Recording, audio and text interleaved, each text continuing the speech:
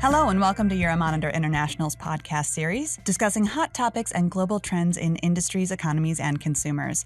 I'm Jessica, and today I'm joined by Client Insights Research Manager Stephen Dutton and Senior Consultant Alexander Eurenson. This episode is the fourth in a series that explores how hybrid working has impacted several industries across Western European markets. We all know that working in an office has taken on a whole new meaning in 2022. Hybrid working has become the norm, and it doesn't seem to be going anywhere. Here's an interesting data point. Exactly 50% of respondents in the travel and tourism industry expect remote working to have a very influential impact on consumer behavior in the next 12 months, according to Euromonitor's Voice of the Industry Lifestyle Survey. Our previous episodes focused on the impact of hybrid working on the fashion, food, and home and garden industries. And today we will focus on how retailers in the travel industry are responding to hybrid working. And I was particularly excited to talk about this because Euromonitor has a work from anywhere policy. And my husband and I just booked a month of working abroad in Spain. So this is very applicable to my life right now, this hybrid working model. And so I was just really excited to talk to you guys about it, the experts in the field. So I will just hand it over to you, and hopefully I'll be able to give some of my personal experiences as well. Yeah, absolutely. Well, thanks a lot, Jessica, for having us. I'm Stephen. I'm one of the co-authors alongside Alexander on this nice new report that we've just created and published on Passport, also available on Euromonitor.com. And the topic is Bleisure. It's the combination of the words business and leisure. And it effectively speaks to this hybrid working environment that you were just introducing through the lens of the travel industry. It's one of the most important, one of the most talked about trends in the travel space right now. And it's also right at the intersection of two of Euromonitor's megatrends, two that we call digital living and experience more. So you can imagine the kind of relevance it has across many different spaces. Now, Bleisure is also sometimes referred to as blended travel. It basically is the idea that destinations and travel operators can target business travelers on a business trip with incremental spending opportunities in leisure. So you can imagine, let's pretend we're before the pandemic. I was going on a business trip to a new city, and I was going to do some sightseeing in between business meetings. Maybe I tacked on an extra day at the end of the trip, purely for leisure purposes before I flew back home. I did this, for example. I took a business trip to New York City a few years ago for a conference. Each evening I made sure to dine at some trendy restaurants that I was excited to try out. I did a little shopping, of course. I walked the High Line. So this is just an example of what Bleisure particularly was, I think, before the pandemic. Now, those expenses were Bleisure opportunities that I effectively paid for out of my own pocket, but I saved overall on that trip because the company that I work for, Euromonitor, paid for the flight, they paid for the hotels. So it was a business trip with moments of leisure. And that kind of leisure spending was a really important opportunity before the pandemic, as operators looked for unique ways to grow their sales, to grow the market. But of course, you can imagine, since the pandemic arrived, all that's changed. Right. Of course, many things have changed, but I could see people still wanting or participating in this pleasure activities. So how exactly has it changed because of the pandemic? Right. So that's it. So basically it's the nature of traveling for business has changed. And I think that's really the core shift here. And that's exactly what we're exploring in this report that I mentioned. The report itself is called Bleisure and the Future of Work and Travel. It also how we connect to the hybrid work that you introduced at the beginning. Now, companies during the pandemic, of course, we're all familiar with this, invested in digital communication platforms like Teams or Slack or Zoom, perhaps. They allowed employees in many cases to work remotely from home. They cut down on business trips often, typically, especially business trips that were not absolutely necessary, because of course it saves the company money to not send someone on a business trip. And all these technologies have proven effective. They're effectively replacing a lot of the business trips that would have happened otherwise. Now, all of this has become the new normal in most office settings, including ours at Euromonitor, and we see the impact on business trips overall as a market. So business trips are recovering much more slowly in the industry compared to leisure trips. But I think that's the point. Even though there are fewer business trips being had, the desire to travel for leisure, remains, and the market has found clever ways to facilitate that by effectively blurring the lines of work and play.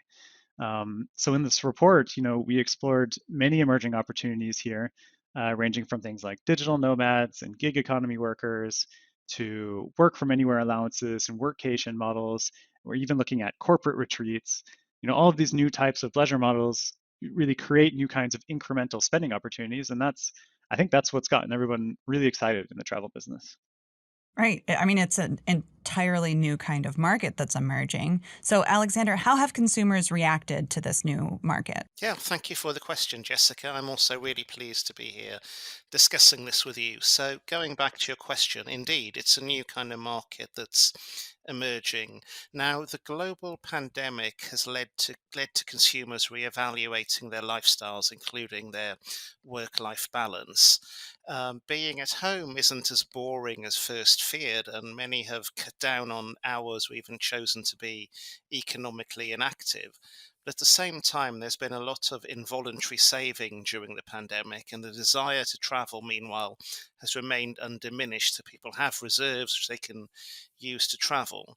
Now, if we look at it from a technical standpoint, remote working has been, a lot of people have discovered that, both companies and employers, and they've found it to be very practical and it's become accepted all around. And everybody is taking the opportunity now to maximize their holiday time through leisure travel. So, like, kind of combining your time off with maybe some of this flexibility to get more out of a pleasure trip. So yeah, we were talking about different and new kinds of pleasure models. Can you tell me more about what those look like? Yeah, indeed. It's a very wide spectrum pleasure when we cover all of it. So, first you have, and this goes back to what Stephen was saying earlier about his business trip to New York. So, you have somebody who is sent by their employer on a business trip, and then they elect to stay longer in the destination at their expense. And we understand that around about 50% of business trips globally have some kind of a leisure element added on. And this is actually not a new trend. It's been going on for a very long time. But in many ways, I think as a driver of tourism, historically, extended business trips like this has been actually a very overlooked type of tourism. Um, then you have the digital nomad, and this is what people might imagine as a cool, trendy guy whose office is his laptop and he's made the whole world his own home.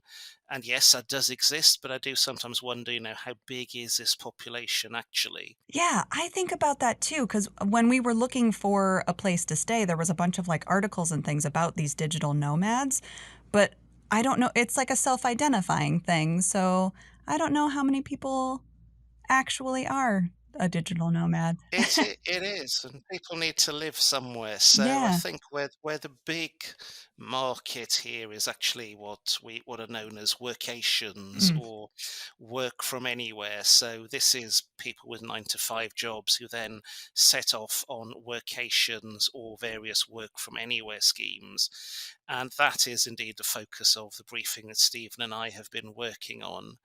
And increasingly, firms let employees work from anywhere. For example, in Euromonitor's London office, and that I think actually is all of our office, we're all allowed to work 3 weeks each year from absolutely anywhere in the world.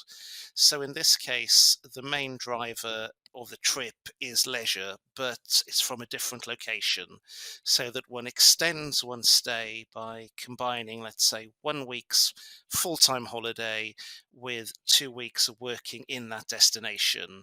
And this is something that Euromonitor sees as a growing trend as remote working increasingly becomes embraced. Yeah, I identify with that. I don't know if you guys have heard of other people doing it as well. Yeah, exactly. I was just going to say, I know a lot of examples, in fact, from our colleagues of ours who are definitely taking advantage of this sort of, 15 days work from anywhere allowance that we have. So a group of our colleagues, for instance, they've got connections with France. They decided to take their families to the south of France for a few weeks over the summer. They were going to mix, their holidays with some work days and just stay a nice long time. But since their kids are being raised in London, they decided to enroll them in French classes to help them improve their French language. because culturally that's interesting and it's relevant to their families. So I think it's a really cool example actually of the kinds of things that are bleisure spend now.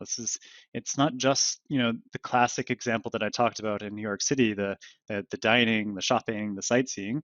But there are a lot more opportunities now to do interesting things when you spend effectively more time in a destination. And I think this flexibility, this flexible working allows you to do just that.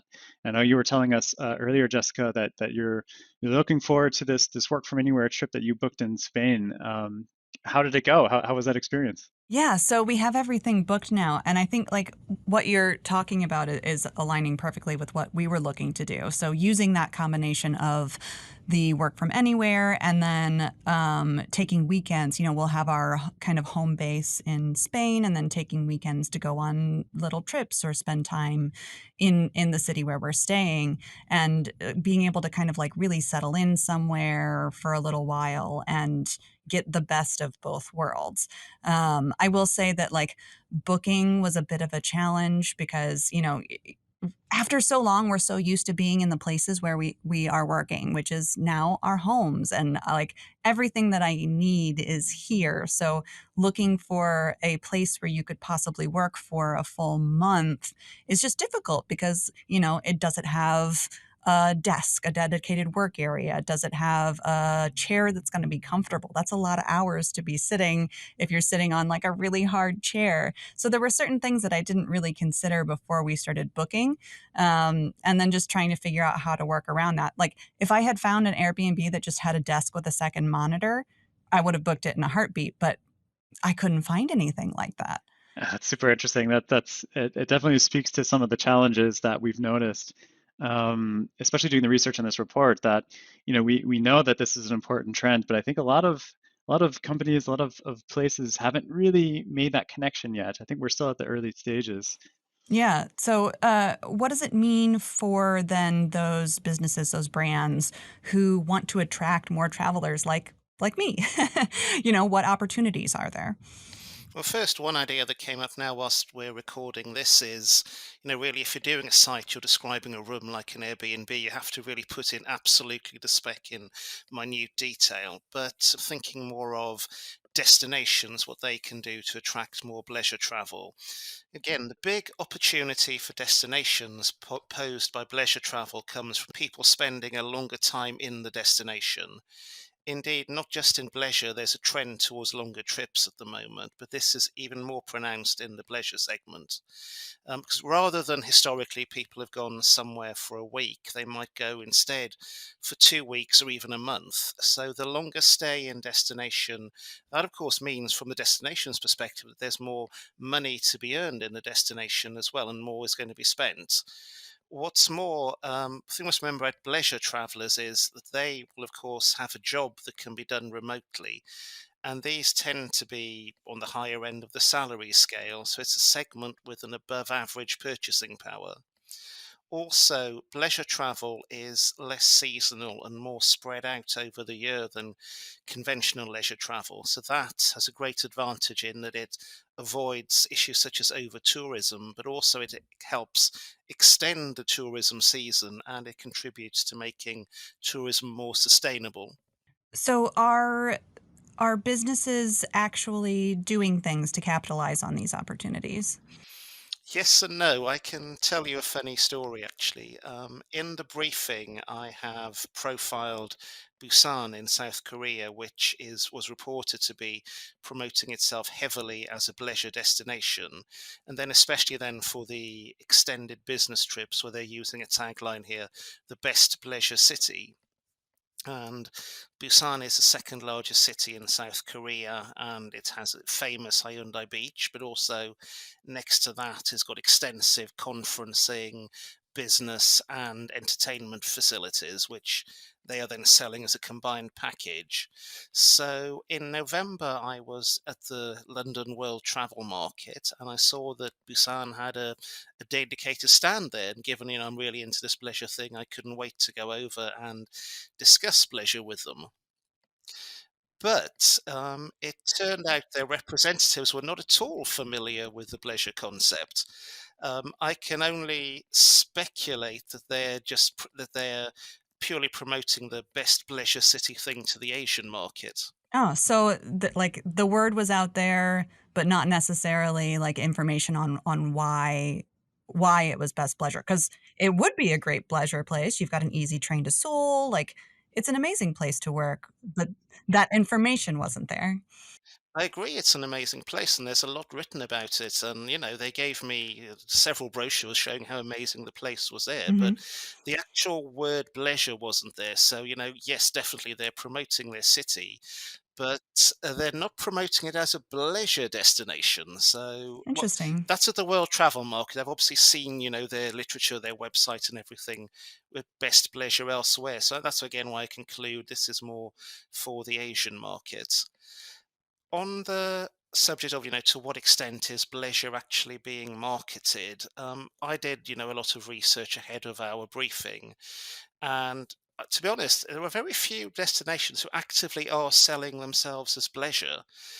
One that is Aruba in the Caribbean, which is promoting itself as a destination for workations, especially from the US market. And to sort of facilitate this, they have simplified their visa process, because that again is a key area here. You need to really overview your formalities here, as people will be hybridizing work and leisure. But in the case of Aruba, what they have done is they made an exception which applies to anybody who's got a US passport, where now you can stay in Aruba visa free for up to 90 days. And all you need to do is, when you arrive in Aruba, you have to fill out an online embarkation form in which you have to declare, quote, one happy workation as the purpose of your trip. Okay. And yeah, and then you're allowed to stay there for 90 days. Well, sounds like a self-fulfilling prophecy. You write it Yeah, down. It's going to be a happy one. It will be. exactly. And you're American as well, so you can check it out. Another example is Thailand. Now, they've taken a completely different tack to the other destinations I've mentioned, because they too are pushing pleasure, but they have decided instead to focus on their domestic markets. And what's interesting also, I think, with Thailand as a case study is that they are using the domestic pleasure segment to encourage people to travel more on weekdays, so to spread out the traffic flows. Oh, that's interesting. Yeah, so we're talking about these the ways in which countries might be promoting visitors. I've seen more about like digital nomad visas or things that almost seem to be getting people to stay for like months at a time versus just like an extended bleisure trip. So it feels like there's a missed opportunity that's somewhere between this like, hey, come live here for a couple of months and come here on a business trip. Yeah, and I think that's part of one of the sort of big takeaways from our report. In fact, I mean, Alexander just mentioned a couple of really interesting examples that he found, but I think one of the bigger takeaways is that actually there isn't a lot of active promotion. But I also think that we're going to see a lot more of it moving forward once this becomes a more established idea and really that destinations understand the benefits. Now, as Alexander mentioned, pleasure trips, pleasure travelers, they're effectively a dream for destinations because of their motivations, because of their economic profiles. He mentioned that they spend longer amounts of time in a destination, therefore they spend more money overall on the trip. They tend to be, reasonably better paid workers, can afford to spend more freely on a trip. They sometimes travel in groups, like retreats or families. They spend widely. So pleasure travelers, they're effectively, and as you mentioned, Jessica, they're effectively transplanting their lives into a destination. They want to spend on leisure activities, of course, but they also need, access to the same kinds of services that they would otherwise need at home. And I think the good news for destinations and for travel operators is that they actually did a lot of this adjustment already during the lockdown periods of the pandemic when they effectively pivoted to a more local audience. And you can kind of get a sense of that from that Thailand example, now targeting domestic tourism. Pleasure travelers are effectively like locals in a lot of ways, and they also want to be seen that way increasingly. They often want to live like locals. They want to experience a destination in a more meaningful way. So again, I think for destinations, this is really an incredible way to travel. And another interesting finding from our report is that collectively, these opportunities represent a broader shift away from the sort of mass tourism models that was driving arguably unsustainably before the pandemic arrived. So a growing number of tourists, you can imagine before. I live in Germany now, and in Europe, this was an issue. A growing number of tourists were city hopping on cheap flights, spending as little as possible in a destination. This kind of behavior leads to over tourism, and it wasn't a very sustainable way, forward for the tourism industry or for, in fact, the locals living in those specific destinations. So we see pleasure now as a sort of rebalancing effect towards a sort of more healthy, more sustainable travel model. Hmm. You're kind of like helping me like feel very justified in my decisions to do what I'm doing. Yeah, I think that's really interesting because when I would normally travel somewhere for just a straight vacation, I might not hit all the local spots because we have only 5 days to visit Mexico City. Then I'm gonna hit all those like top restaurants, all those kind of like splurgy places that like make it onto the blogs, but if I'm going someplace for a month, I can't sustain that for 28 days. I can stretch out my budget. I can, just get a better feel for the place too. If I go to more local restaurants, if I give money maybe more directly into the community. So it's clear to me that this can be a more sustainable travel model and it can be good for these destinations. Um, how have the companies within the destinations responded, if at all, to people looking for this type of tourism? Yeah, totally. I mean, what you just talked about is a sort of pain point in the model, right? It's you want to do it, you want to spend a long time there, but how do you actually fill your time? And it can be very challenging, I think, without additional sort of innovation here from companies. But the good news is there is a lot of innovation occurring, and so part of our report was trying to pinpoint some examples of companies that are doing this well. One I can highlight for you is that we found some really interesting case studies in doing some cool stuff online, basically either through the booking process and platforms or looking through transportation services, etc. As you can imagine, most pleasure travelers are also digitally savvy consumers, given the nature of their work typically. Um, and a lot of companies have therefore done well to attract these kinds of consumers online. So we explored some super apps actually based in Asia, like one example from AirAsia, which is a low cost airline based in Malaysia.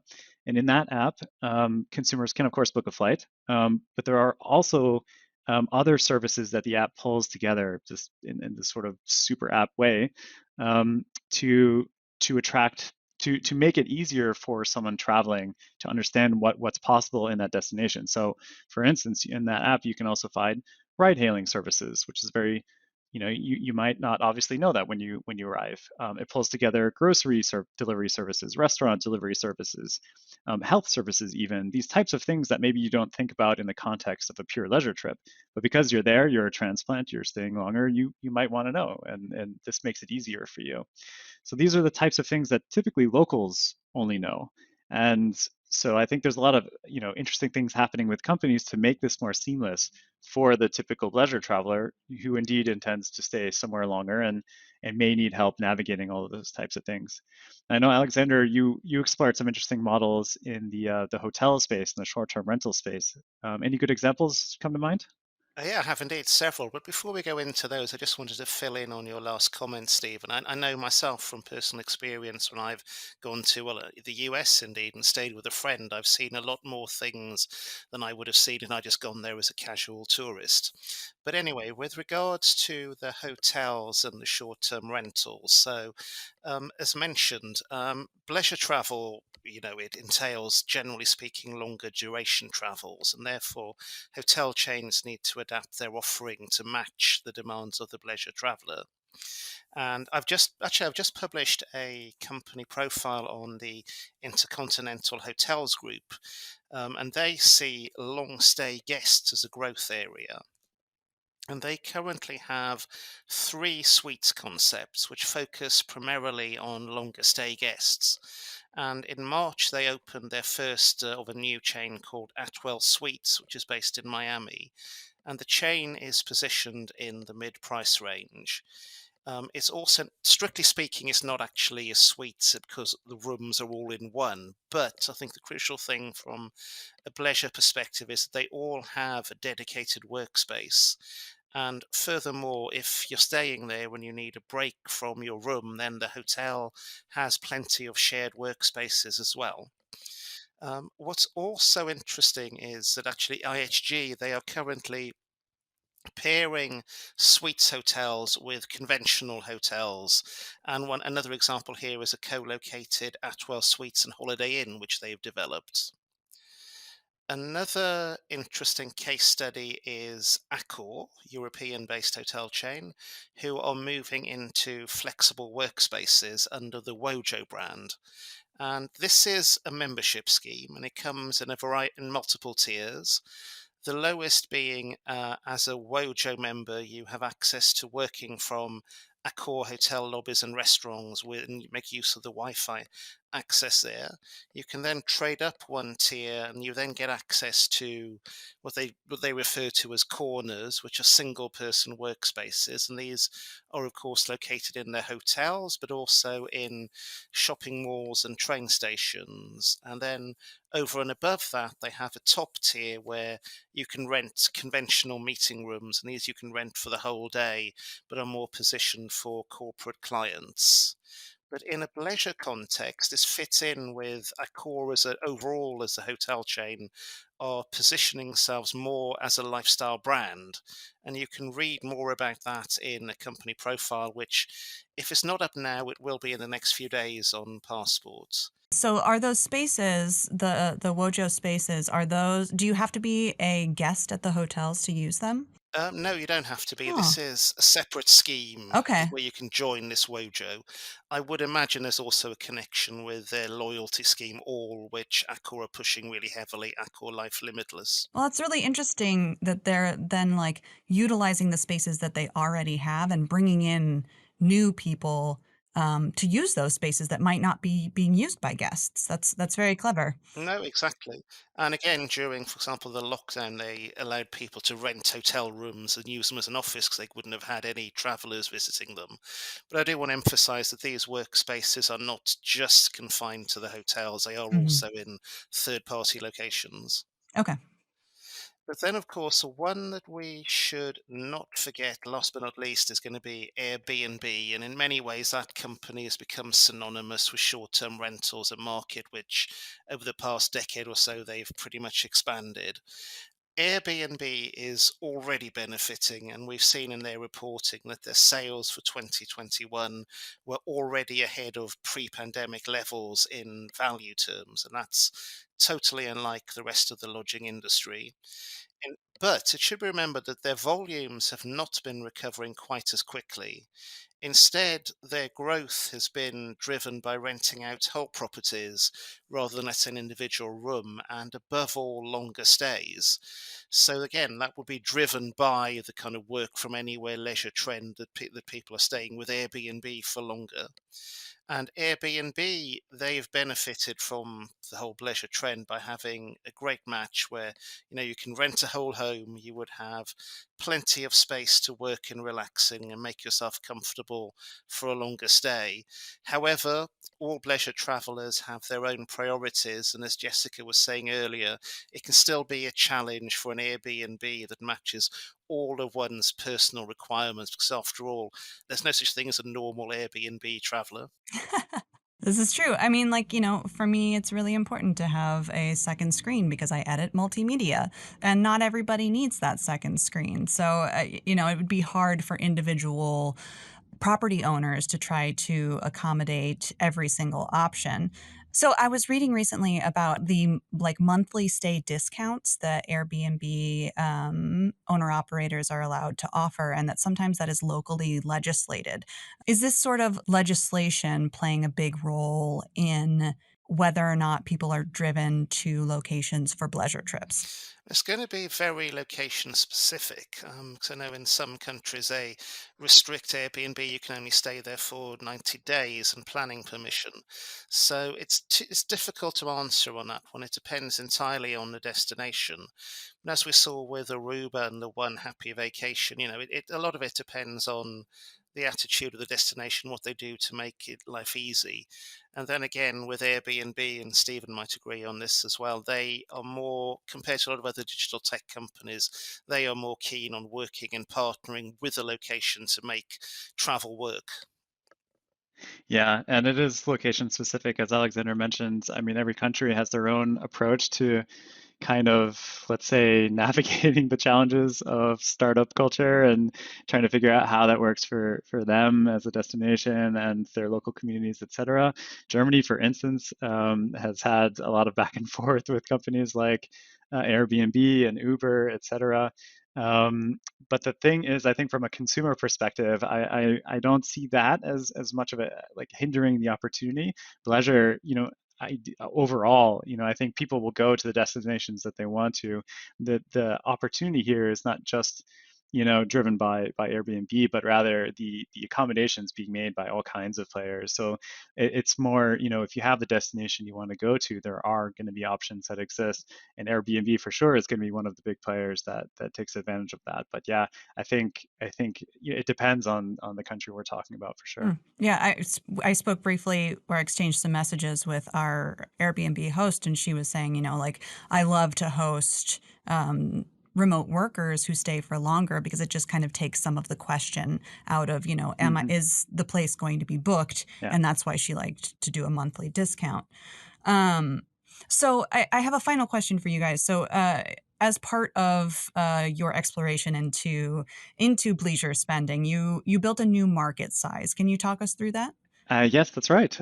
So in this report, we created for the first time a market size for Bleisure that captures all of those different kinds of leisure spending opportunities that we talked about on these trips to sort of work is also the focus. And we estimated that this market is already worth in 2022 200 billion US dollars. So that's probably the big flashy number that, that we produced Yeah. and are ready to push out there. We were able to collect some really interesting insights from key hotel players and key short-term rental players to really understand how many of their customers are taking Bleisure trips of their normal customer base. And then we were able to kind of take those estimates and model that sort of that share over with different modeling techniques across some other big spending areas, including transport and in-destination spending, which covers a lot of those things that people are spending on in a destination, whether it's meals or it's shopping or it's experiences and tours, etc. So now if we have that market size for 2022, we actually forecast that market is expected to more than double over the next 5 years. Wow. So again, I think we're optimistic about the opportunity, and I think that's why the industry is too. Wow. So 200 billion in 2022 and expected to double over the next 5 years. This is this is an opportunity that brands and destinations can't afford to sleep on. Like, this is people need to be looking at this. Exactly. And if you think about what's happened in travel over the past years, travel got hit hard, of course, during the pandemic. So if we're thinking about recovery and long-term recovery and opportunities here, this is definitely one to keep an eye on. Great. Well, thank you guys so much for joining me today. I really appreciate it. And I will be sure to keep you posted on my travels, my Bleisure. It has been a delight speaking with both of you. Indeed, thank you. Yeah, thanks a lot, Jessica. Yeah. And for our listeners, if you'd like more information on the content we mentioned earlier, including the other hybrid work podcasts or the report Bleisure and the Future of Travel and Work, you can click on the links in the descriptions. Thank you guys so much, and I'll send you a postcard from Sevilla. Please do. Yeah, I look forward to right. that.